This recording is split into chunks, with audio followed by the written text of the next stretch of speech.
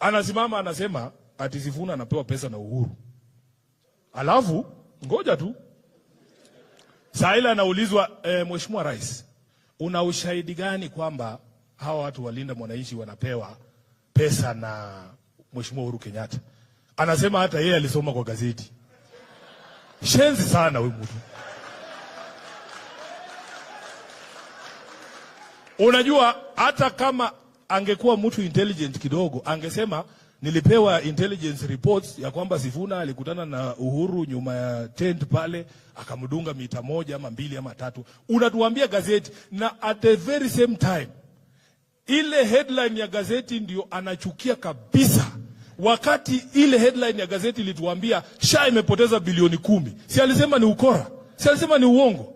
Wakati headlines za gazeti zinatuambia ya kwamba pesa zinaibiwa ndani ya serikali yake, anasema hiyo ni porojo, anasema hiyo ni fake news. Lakini hii moja hii ati ndiye anasema ni ukweli, ati nilisoma gazeti ati Sundays. Bwana boss, kwako serious tu kidogo, tusonge mbele.